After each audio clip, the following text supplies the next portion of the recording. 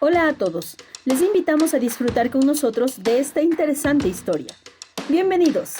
Se sabe que tras el final de la Guerra Civil Americana, varios miles de excombatientes confederados abandonaron el país con destino a México, Brasil u Oriente Próximo. Sin embargo, es poco conocido que en Argentina se instalaron 8, aunque es posible que fueran muchos más. Los primeros confederados de los que hablaremos fueron 4 oficiales que formaron parte de la tripulación del famoso CSS Shenandoah. En octubre de 1864, esta nave confederada partió de Londres, recorrió el Atlántico, entró en el Índico y se dirigió a Australia.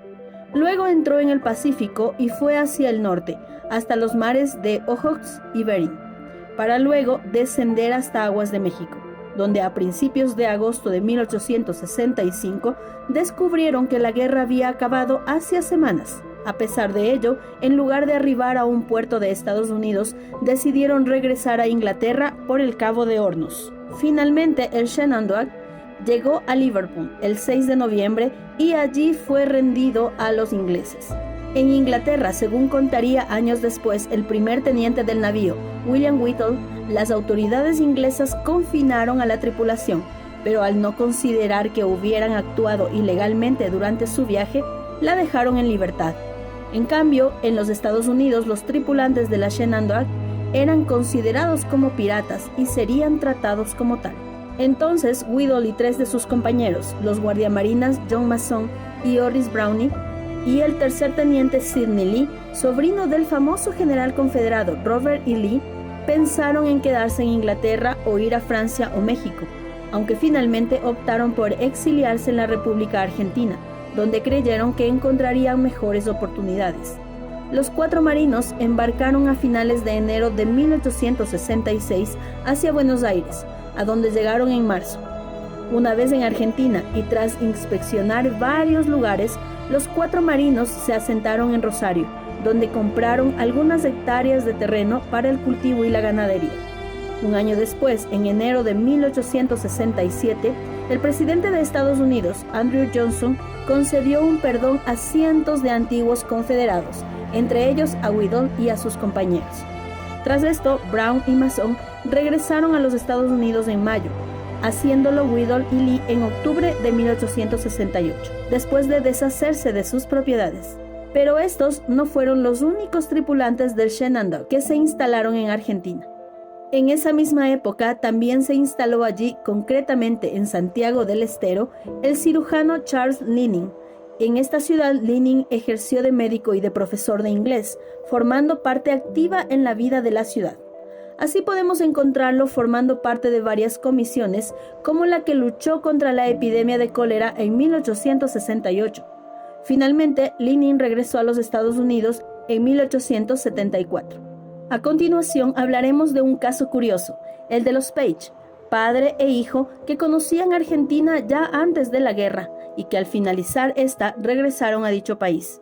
El padre, Thomas Jefferson Page, fue enviado en 1853 a la Confederación Argentina por el gobierno de los Estados Unidos para explorar la cuenca del Plata a bordo del Waterwitch. Fue famoso en aquella época por casi provocar una guerra entre su país y Paraguay en 1855.